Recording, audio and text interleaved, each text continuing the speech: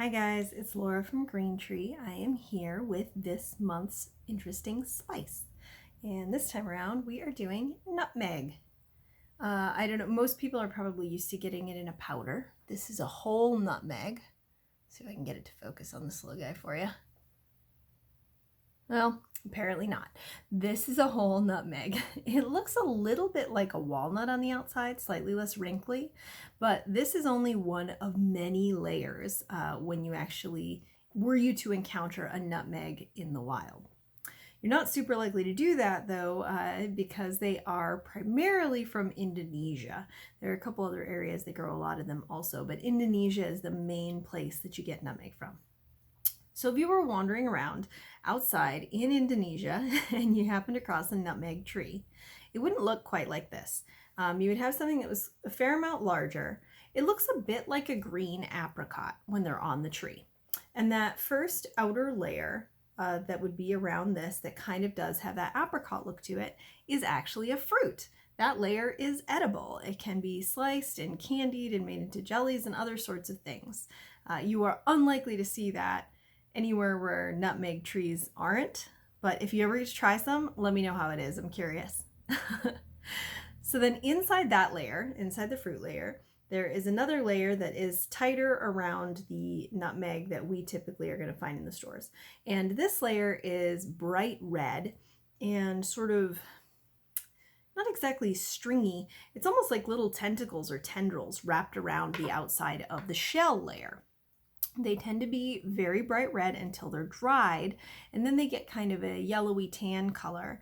And those are the arils of the plant. It's a growth that comes directly out of the seed and wraps around, and they are powdered and made into the spice called mace. Mace is a sort of a lighter, gentler version of nutmeg, and it looks really neat when it's on the outside of the husk. So you should check that out and see what you think. I think technically shell. So inside of those red arils is a dark brown shell that fits right around this little nutmeg nugget. I don't know the technical term for the little inside bit. I guess this is probably just the seed when you think about it. But so that husk is not really usable. Of the 4 sections of the nutmeg, that's the bit that just, you can compost it or burn it or maybe throw it in some potpourri, but it's not edible. And then on the inside, you have the little nutmeg. This, often, you are probably used to seeing it in a powder form. So I have some here. You'll notice I only have a little in the bottom of my jar. I tend to buy nutmeg a couple tablespoons at a time, because in my experience of all the herbs and spices that you can keep in the cupboard, this is the one that tends to lose its really like aromatic, fragrant quality the fastest. And so I find it's better to just buy a small amount, even though originally back in the day when I got this jar, I got a whole lot at once. I just get a little for freshness sake. So that's just my tip about buying nutmeg. But anyway, you can also get this guy and just grate it. They make special nutmeg graters, or you can use a very sharp, fine stainless steel grater to get the freshest possible nutmeg off of your little seed here. The other nice thing about that is that you don't have to worry about it losing its potency as fast as the powder, but it is a little bit more work. So depending on how often you use it or how serious you are about your nutmeg, you could decide which of those options is going to work better. Now, a lot of us think of nutmeg as something that it's associated with the holidays for many of us. You've probably had it in pumpkin pie spice, maybe in eggnog, but possibly not in a whole lot of other things. But it does have a ton of other uses. If you want to get onto the savory side, because nutmeg is great in savory dishes, you can try mixing it with ricotta the next time you're making lasagna, or you could take that ricotta nutmeg mixture and kind of put it onto the top of a pizza. It gives a really interesting nuanced flavor.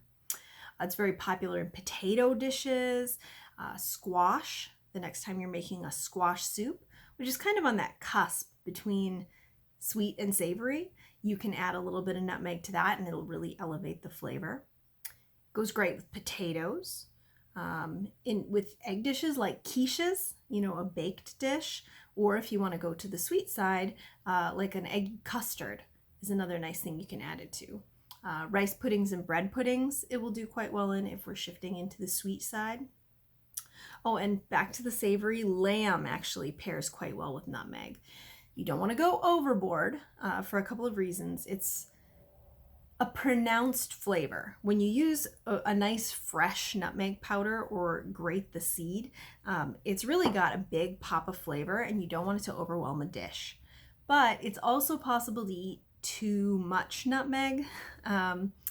You don't generally want to have more than a teaspoon at a sitting. So the amount called for in most recipes, you're going to be completely fine, but just kind of keep that in mind that with nutmeg, less is often more. There are potential like allergic reactions and issues people can have if they essentially overdose on nutmeg. So stick to what the recipe suggests, maybe a touch more if it's a small amount or if your nutmeg is quite old and doesn't have a lot of flavor. But again, that's why I suggest buying it in these small portions so that you can use it up before it loses its oomph. It also does quite well paired with other aromatic seasonings like cardamom. It really works well with cardamom. And then if you're going to go savory with pungent things like garlic or onion, would be definitely a good combo. So I am giving you 2 recipes this month. These are both on Green Tree's website, but just a real basic rundown to explain what we're doing is one of them is a cream sauce. I served it with asparagus, but you could put it on roasted veggies, chicken, lamb, mushrooms. Well, it's got mushrooms in it, so you'd want to do like big grilled mushrooms if you were going to serve it over the top. Or like roasted potatoes. There's a few different things you could use this on.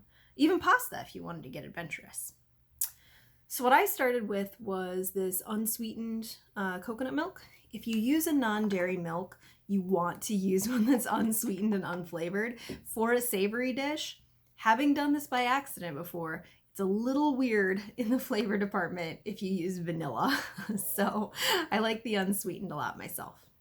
So I started with a half cup of mushrooms and I sauteed that in a few tablespoons of butter in a pan until the mushrooms started to get nice and soft and begin to cook. Then I took and whisked several tablespoons of flour into that butter and mushroom mixture. Now the butter and the flour is forming a roux. This is what will thicken your sauce. You can make the roux without the mushrooms, but I think the mushrooms and the nutmeg go really well together, so that's why I suggest it. If you really hate mushrooms, just skip those when you go through the recipe. Start by melting the butter and whisking in the flour. So then I took a cup and a half of this milk. You can use any milk you want. You can use regular dairy milk, any other unsweetened non-dairy milk, goat milk, whatever you have.